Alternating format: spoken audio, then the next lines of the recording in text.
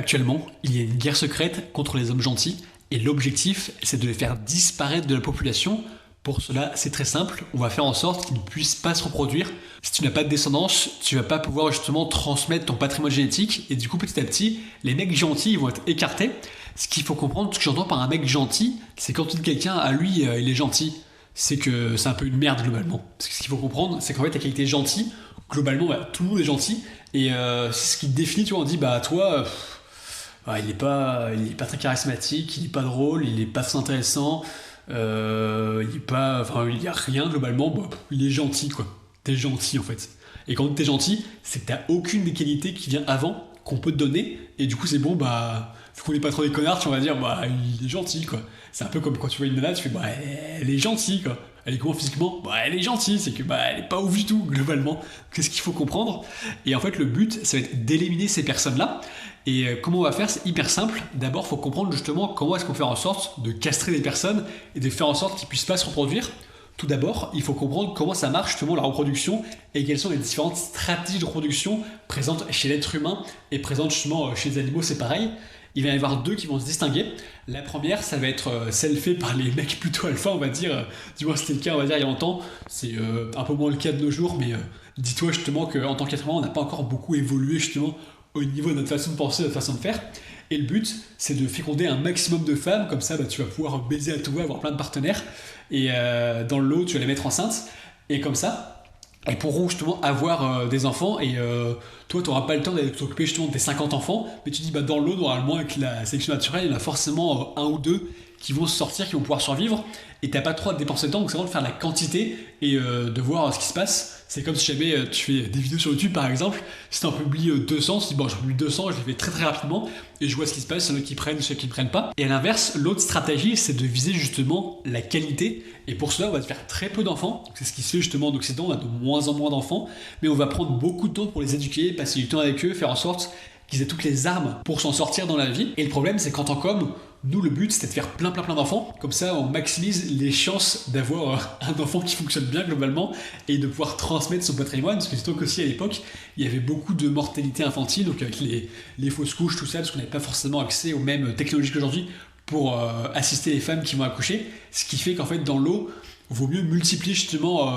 les chances de faire des enfants en essayant plein de fois pour qu'il y en ait un qui survive plutôt que faire je fais une fois, après j'arrête. Aujourd'hui, ça se fait moins parce que justement, on peut faire une fois, après on arrête.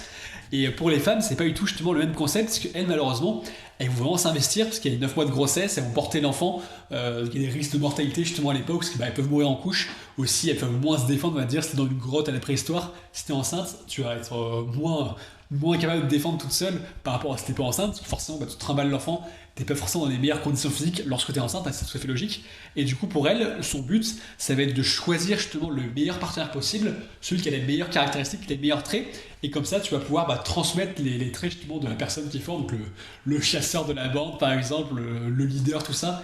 Et c'est pour ça en fait que les femmes, elles sont attirées par les hommes justement qui sont au-dessus des autres globalement. Ceux qui ont plus d'argent, ceux qui sont plus beaux que les autres, ceux qui ont des meilleurs métiers, ceux qui vont être plus charismatiques. Et le mec gentil, il va pas du tout être attirant et t'as pas envie justement que ton fils ce soit un gentil, que tu transmettes les qualités du gentil du mec qui est pas du tout stylé en fait. Et pour cela, l'objectif des femmes, c'est à travers l'hypergamie, choisir le meilleur mâle pour pouvoir justement avoir un enfant.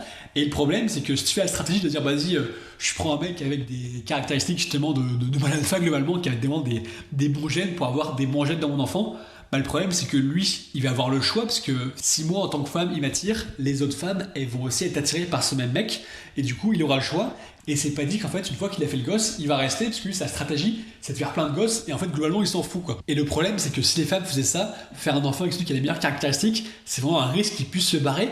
Donc, pour contrer ça, justement, on a inventé le mariage. Comme ça, quand tu fais un gosse, tu vas rester dans la relation pour pouvoir t'occuper de l'enfant.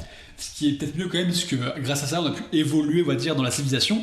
Mais en fait, on va rejeter justement les instincts primaires de l'homme de vouloir aller baiser plein de nanas globalement et pour pouvoir se reproduire et féconder plein de femmes.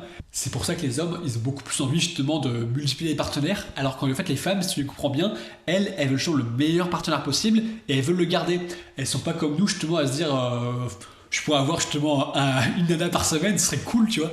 Et une femme, normalement, enfin, si elle est bien faite, si elle n'est pas cassée mentalement, elle va se dire, en fait, je pourrais me contenter justement d'avoir un seul homme, si c'est vraiment l'homme qui me plaît, et c'est l'homme pour qui j'ai vraiment des sentiments, bah, je peux le garder. Et c'est pour ça aussi qu'elles ne comprennent pas justement les mecs qui veulent aller avoir plus de femmes, tester plusieurs choses, parce qu'elles sont pas forcément dans la même dynamique, et du coup, elles comprennent moins justement cette sensation, et aussi parce qu'elles sont pas dans le côté à dire, moi, je vais me faire féconder par 5000 mecs, parce que tout ça me prend pas de temps, parce que forcément, il y a 9 mois, et aussi, bah, justement, la période où on peut se faire féconder, du coup, forcément, c'est assez limité de ce point de vue-là, et du coup, on a en fait castré les hommes pour pouvoir leur dire, bah, ok, c'était pas trop à vos pulsions, faites un enfant, après vous allez rester justement dans votre relation, et là, t'arrêtes, tu vois.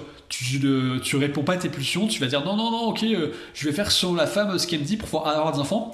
Au final, ce qui marche le mieux, justement, comme je dis, pour avoir une meilleure civilisation et des gens qui s'en sortent mieux, parce qu'aujourd'hui, malgré tout, on est quand même plus intelligent. Tu prends ce qu'on sait faire justement en termes de mathématiques, par exemple, bah, on sait faire plus de choses par rapport aux gens quand c'était dans les grottes à la préhistoire. Après ça, j'en sais rien, j'étais pas, mais c'est ce que logiquement je peux imaginer. Donc la femme, elle va faire face à un dilemme justement de savoir, ok, il faut avoir des bonnes caractéristiques pour mon enfant, pour l'assurer la survie justement, qu'il ait des bons traits, mais il faut aussi que le mec en face, il se barre. Et en fait, une des stratégies sinon qu'elle peut utiliser, c'est de se dire, bah, je vais me faire mettre enceinte par un mec justement alpha et tout quand je mets la vingtaine, parce que moi je m'en fous globalement, je peux me faire mettre enceinte, j'aurai justement les bons traits de caractéristiques, et après le mec, bah, il restera ou il se barra, ça va dépendre. En général, justement, quand tu te fais mettre enceinte, on va dire qu'il y en a qui se font mettre enceinte à 18-19 ans, bah, le mec il va se barrer très très vite, parce qu'en fait, il a pas que ça à foutre globalement. Et en fait, si à 19 ans, elle était attirée par un mec qui était jeune aussi à cet âge-là, c'est que lui, il avait les caractéristiques justement du mec qui est alpha, et du coup, il pouvait transmettre son patrimoine, mais en fait, il n'allait pas forcément rester, parce que c'est pas, il n'est pas fait pour ça, en fait, il a le choix. Donc, si t'as le choix, tu peux te casser globalement. Donc, si jamais t'as couché avec une nana et qu'au final, t'as pas envie de rester avec elle et que tu veux te barrer, bah, tu pourras te barrer, hein, c'est ce que font. Malheureusement, ça, on va dire que c'est des connards, mais les mecs qui font ce qu'ils ont envie, c'est dual en fait, moi je dis chacun peut faire ce qu'il veut globalement. Et du coup pour se rabattre, les femmes elles se disent bon bah la stratégie qui les marche le mieux c'est de prendre les meilleures caractéristiques justement chez celui qui est alpha, et ensuite prendre un mâle plutôt bêta, on va dire un gentil qui lui aura un bon métier, des bonnes conditions, tout ça, et il va pouvoir élever mon enfant sans se barrer, parce qu'en fait lui il n'a pas le choix, il va devoir rester justement avec moi parce qu'il pourra pas aller voir ailleurs, parce qu'en fait je suis la seule qui lui dira oui globalement, ou sinon c'est qu'il a été éduqué aussi pour pouvoir rester dans la relation. Et ce qu'il faut comprendre, c'est que pour nous, en tant que Français, ça paraît normal, parce qu'en Occident, on a grandi comme ça, justement, avec une fois que tu fais un enfant, bah, tu assumes tes responsabilités et tu restes en tant que père pour l'élever. Mais il faut savoir que dans les autres continents, c'est pas forcément le cas, et ça, les femmes le savent également, qu'il y a plein de mecs, justement, une fois qu'ils ont fait un enfant, bah, en fait, que la femme est enceinte, bah là, d'un coup, ils courent super vite, les mecs, ils disparaissent. Parce qu'ils n'ont pas envie de s'en occuper. Ça peut être le cas justement en Amérique latine par exemple, ou dans d'autres continents. Et à travers ça justement, les femmes elles savent très bien. Et du coup elles, c'est pas vraiment un problème, parce qu'en fait il y a toujours un mec qui aura la dalle et qui voudra aller avec elle. C'est pour ça qu'elle peut toujours avoir l'assurance de se dire, même si j'ai 2 ou 3 gosses, j'ai 35 ans, je suis dégueulasse, je suis plus que j'étais quand j'avais 20 ans, et quand j'avais pas les conditions que j'avais à l'époque d'être une jeune fille, il y aura toujours un mec qui aura la dalle et ce sera soit un mec gentil. C'est pas forcément le mec qui me plaît le plus, mais au moins il pourra prendre soin de mes enfants et j'en aurai pas trop justement à m'en occuper. Donc il n'y a pas le risque de se dire, si jamais il y a un mec justement qui a les meilleurs traits caractéristiques, qui sera un gros mal alpha, il me met enceinte, s'il se barre, c'est problématique. Pas vraiment, parce qu'en fait il y aura forcément un mec pour le remplacer en tant que père et rester justement dépenser son salaire pour éduquer le gosse, tout ça. Et ce qui est drôle justement, c'est qu'il y a des hommes qui se contraignent justement à faire ça, et après la femme elle dit non mais j'ai déjà eu des enfants, j'en veux pas plus. Et du coup ces mecs là en fait, ils vont éduquer les enfants de quelqu'un d'autre et ils pourront pas en faire eux-mêmes, ce qui fait que tout leur patrimoine génétique de mec qui est gentil, il va pas se propager. Et ce qui fait qu'en fait à l'avenir, c'est ça qui est intéressant, c'est de se dire que c'est bien pour tout le monde au final. À part pour le mec gentil, en fait, c'est mieux pour la société de se dire le mec qui est nul globalement, qui est gentil, il va pas transmettre son patrimoine, ce qui fait que on va arrêter justement sa descendance, et comme ça ces traits de caractéristiques qui sont un peu nuls, on va les stopper et on va garder que les bonnes caractéristiques justement de celui qui est alpha, celui qui a les capacités pour survivre. Et c'est comme ça justement qu'on a pu aussi évoluer justement, parce que si jamais t'as, imaginons, je sais pas, 2 frères, t'en as un qui a les bons traits, l'autre malheureusement il les a pas, là ils ont les mêmes parents globalement, mais en fait il y en a un qui doit plus survivre que l'autre parce qu'il a des meilleurs traits, ou c'est plutôt lui qu'il faut privilégier pour qu'il puisse justement transmettre ses gènes. Et c'est pour ça justement qu'on va trier naturellement les gentils comme ça, et qu'on va pouvoir les écarter pour pouvoir vivre dans des meilleures conditions justement avec des hommes plus forts. Tu me diras que ça marche pas trop parce que les hommes se mettent de plus en plus des cucks et justement il y a de plus en plus de mecs gentils qui font pas grand chose. Bon, ça c'est un autre sujet. En fait, ce qu'il faut comprendre, c'est qu'il y a de moins en moins de sélection naturelle aujourd'hui et qu'en fait il y a tous les artifices qu'on va avoir justement avec l'hôpital, les médicaments, tout ça. On va pouvoir prendre en charge les faibles et on va pouvoir justement continuer à faire en sorte qu'ils survivent. Et si les faibles sont là, c'est quoi? On a permis justement à ces personnes-là de pouvoir rester en vie alors que dans la nature ils seraient déjà morts. Donc là, on a un peu contré justement la logique évolutionniste qu'on avait en gardant des mecs gentils, mais il y a toujours un peu de tri qui va se faire petit à petit.